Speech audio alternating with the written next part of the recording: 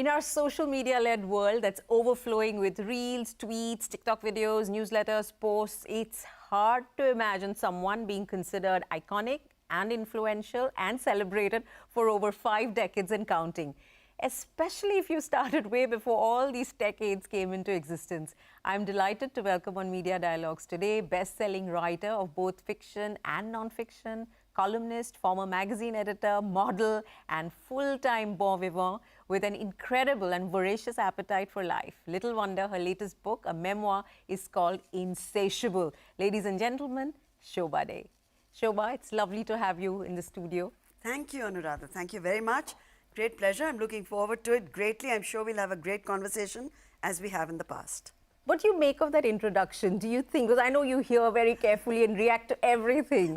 So do you think you're the original influencer, the original creator? I like the idea of being an OG, no matter in which sphere. So I don't really categorize myself as either an influencer or any of that.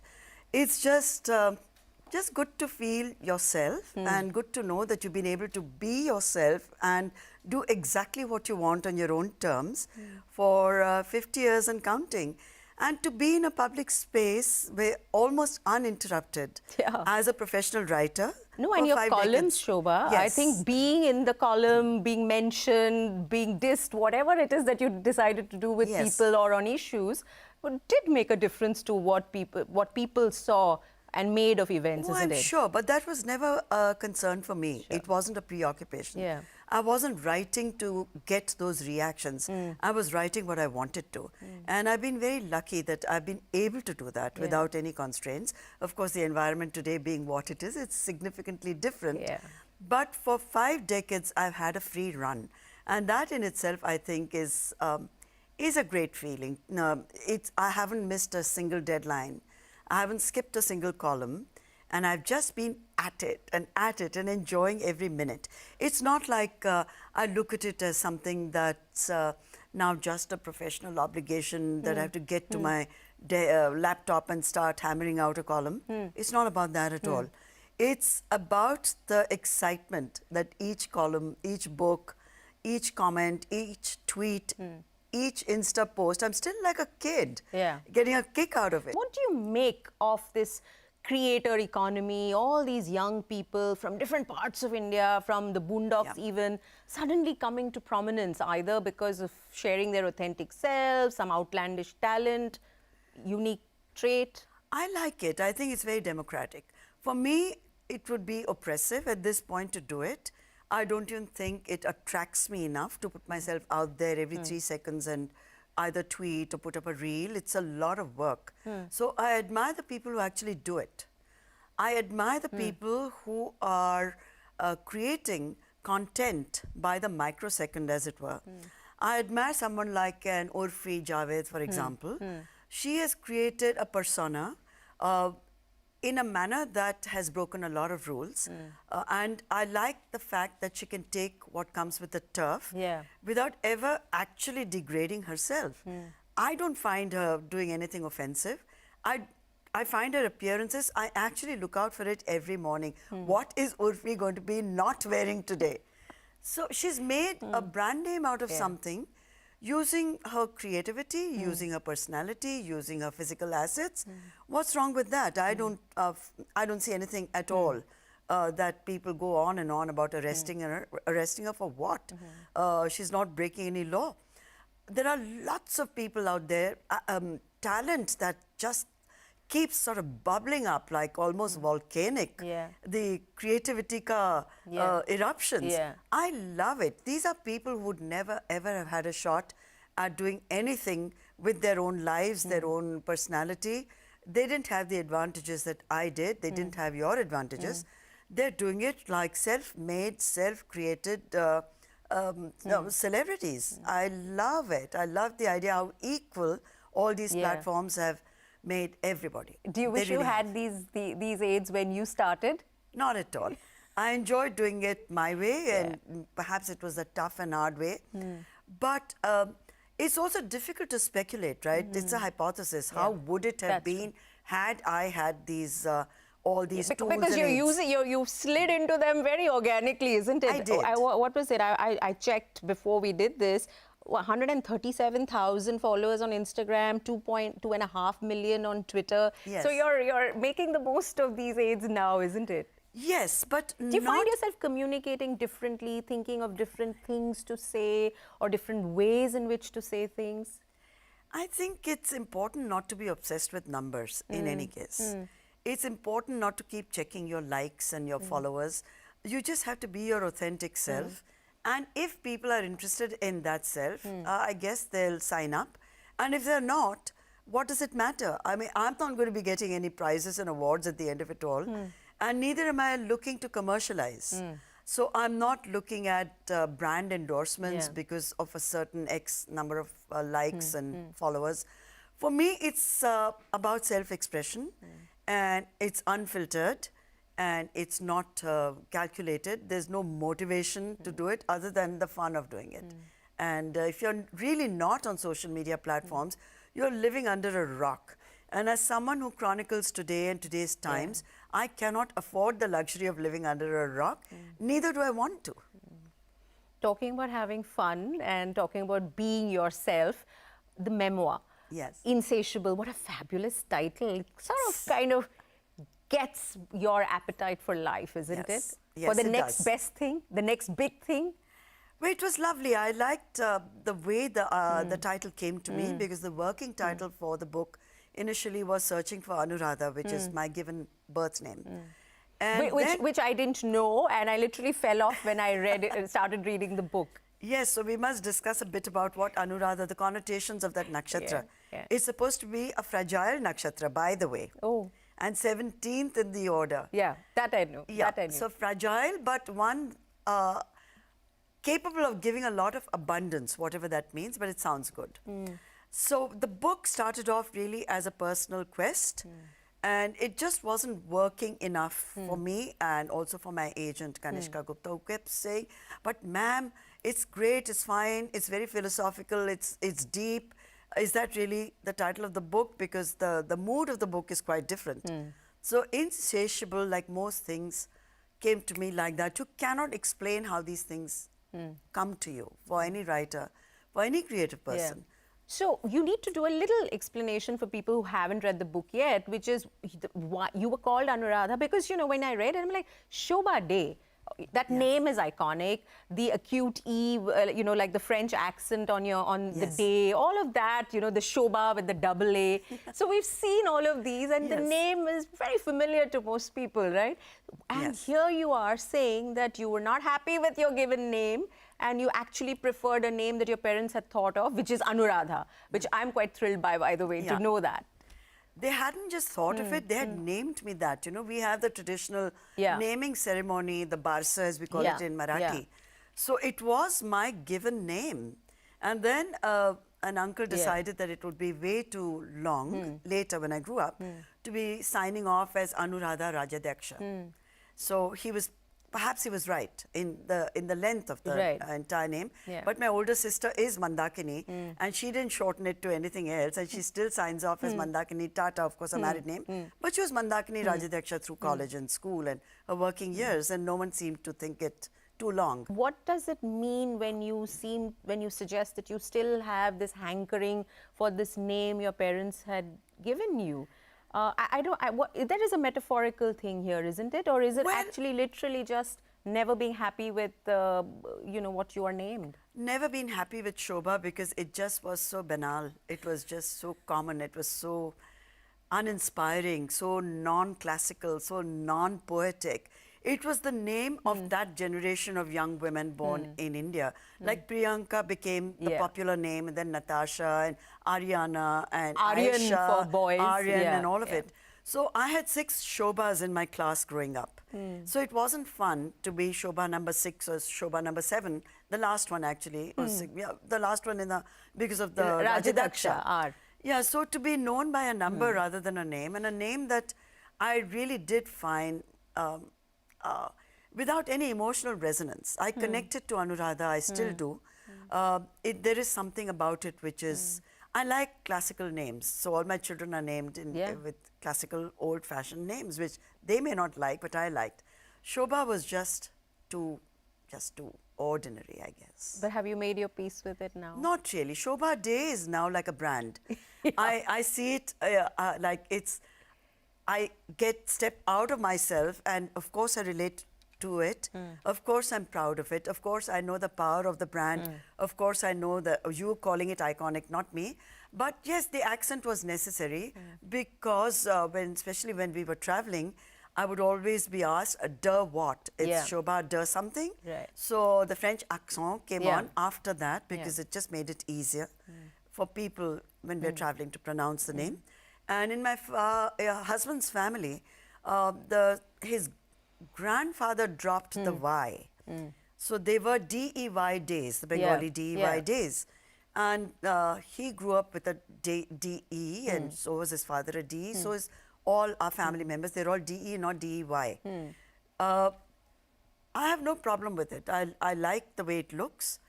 I like how it sounds, but I still feel Anuradha. From within. Okay, so I should be happy with the name I've you been, should that love you it and be so hankered proud for. of it. Okay.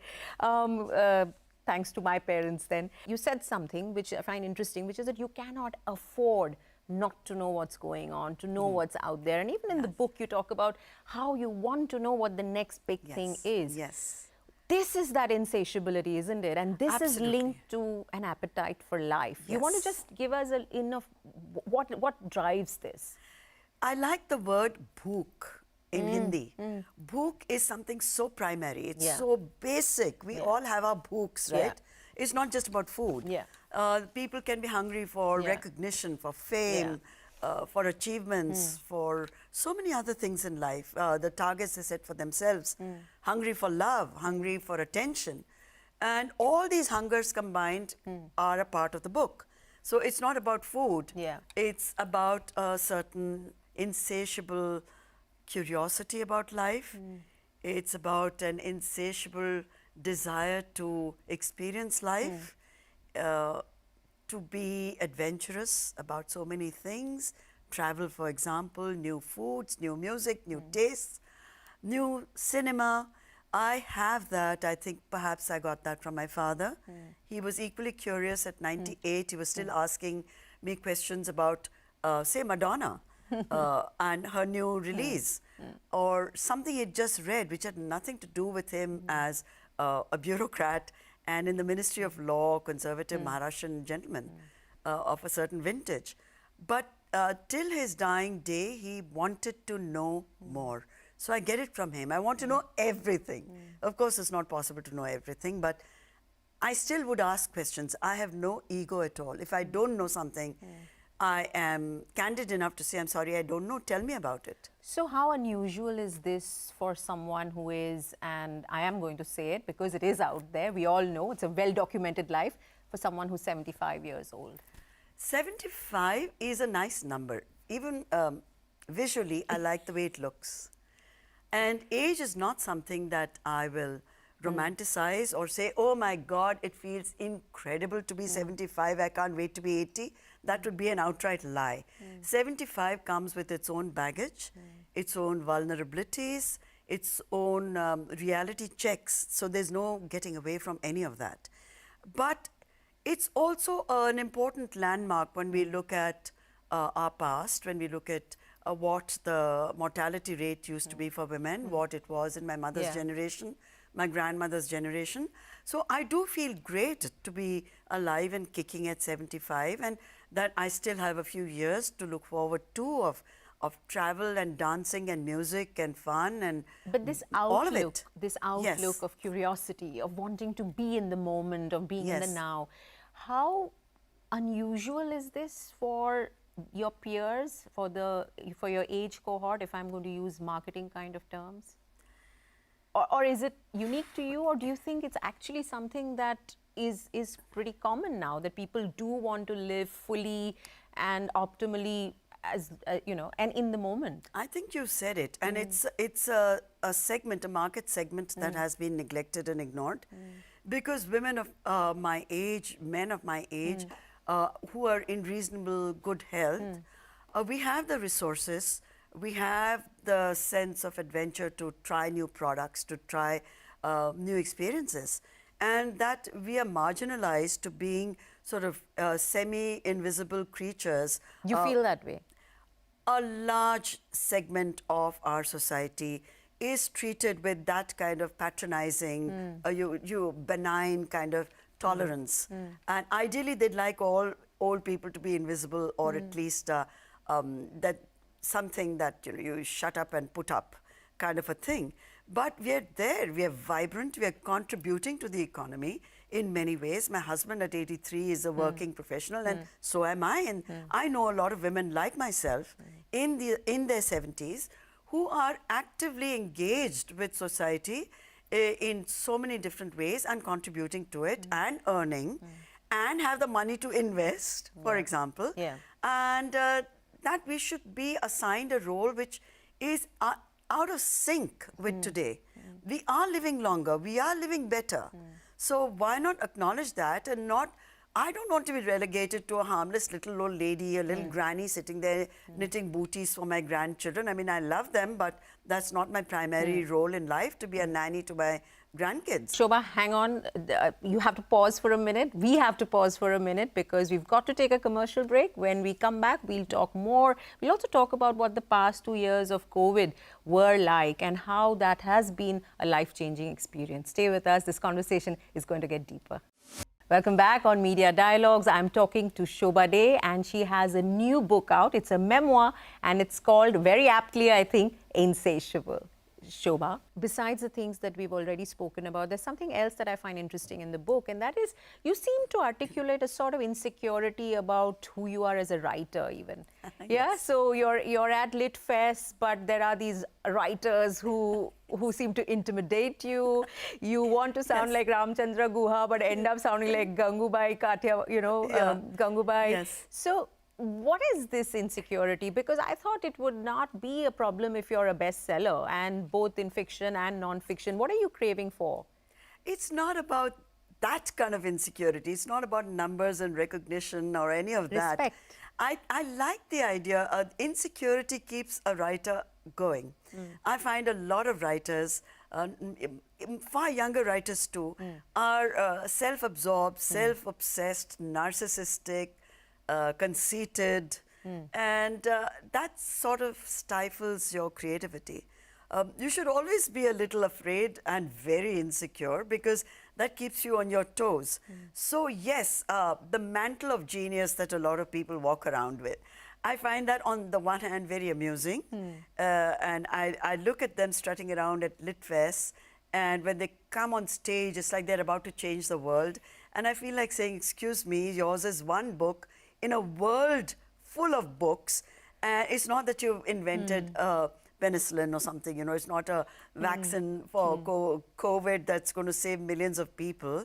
You've just written a book, and that book may or may not travel well, may not maybe outlive you. You have done something, run with it, be proud of it, but don't walk about like you're a demigod or a demigoddess. I find conceit extremely unattractive. Huh? Who are these writers? Who are these writers? I'm not going to name them. They know who they are, I'm sure. But it's a kind of, it's a breed. Let's put it that way. They're not, I don't want to handpick any. It's a breed of writers across the world, and they're given the kind of importance which is, I think, exaggerated.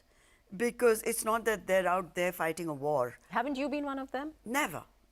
Never. My sense of, my perspective, I always have a grip on myself. Thank God for that. It's so easy to be swept away. It's so easy to be told. Of course, it's hugely flattering if an Amitav Ghosh calls you a national treasure. It is usually flattering, but if I were to believe every word of what I read, even the most gushing prose, I think I'll be doomed as an individual, forget as a writer. And I'll be so distracted by being on that kind of a high. So I just think all writers need a reality check. So that's about it. What's your reality check? How do you stay grounded? I think my children keep me grounded because they barely read my books and I have to beg of them to read my columns. And when their friends talk about liking something they've read, that's when they may actually turn to the column and say, oh yeah, not bad, not bad, not too bad. How do they react to the fact that they appear in your books and that you talk about them and you reveal things about them which they may or may not care for? You know, you can't ever win with family. And that's the downside. Has that been an issue? No. Never? Not for me. If it's been for them, well, they have to deal with it. Because there's also the upside of being my children. So if there is a bit of a downside to it, and nothing that I ever reveal about them, I think is that terrible and that personal. And it's quite sensitively tackled. Whose approval do you seek the most today? Whose approval would make you feel good about what you're doing? I would think my husband's and my children's. In the old days when my father was alive, certainly his. Other than that, no. But my husband tends to be prejudiced in my favor. And lucky you. Yes. So, but though he is very exacting when it comes to analyzing a book or a column, and if he doesn't like it, he's not going to stop himself from saying it, and does. With my children, there are absolutely zero filters. So when they pay me a compliment, I know where it's coming from. And it's very sincere. There are no strings attached. To impress them is a tough act. To get their approval, oh my God, yes, I crave it.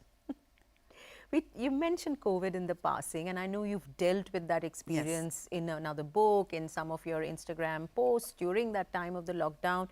But what did those 2 years mean? Because I want to get to what COVID brought front and center, and that is our mortality, isn't it? And we've all lost people we know. Yes. What did that do to you? What was that experience like? And did it bring your own mortality up close? And how are you processing that? Those 2 years were tough. I think they were tough for every single one of us, no matter what we may say. We are lucky that we survived COVID, and that should be our biggest and more deepest sense of gratitude that we are here to tell the tale. But to say that it was a breeze, oh no, it wasn't, not for anyone. I think COVID irrevocably changed us all in many ways. How did it change you? To me, you? it was a time for reflection of a very different sort. Some of it is reflected in that book because vulnerability, especially for someone who has been perhaps projected for the right reasons, the wrong reasons, as a don't mess with me, I'm tough, I can take on anything and anyone. Most of it is accurate and true because that indeed is a strong aspect of my personality. But there is the other, which I had denied myself. I had denied myself tears and crying for the longest time, thinking of it as a sign of weakness. And COVID made me extremely vulnerable because I was constantly thinking not of myself, I was thinking of the family, my grandchildren, my children, my extended family, certainly my husband and myself. It wasn't my own mortality that I feared, not for a moment, not for a moment. But it was about losing precious people in my life around me, and I did. Not my immediate family, but certainly friends and certainly parents of close friends. And that kind of shook me up. It shook up the whole world because there were so many things that there was no closure to, right, in our lives. And this made you feel somewhat, in a panic-stricken way, a sense of urgency, that there's so much I've left unsaid. There are so many people whom I should have reached out to, expressed myself to, expressed my feelings about. I haven't done that. There were unresolved many, many issues that confronted you during those 2 years. And I'm glad that I didn't run away from any of it. Shobha, always a pleasure. Thank you very much. Thanks, and Anuradha. We'll do another conversation, I'm sure, when the next book is out or the next exciting project you're on is. Thank you. Let's wait for that. Thank you so much. All the best. Thank you very much for watching. Catch Media Dialogues again next week. See you then.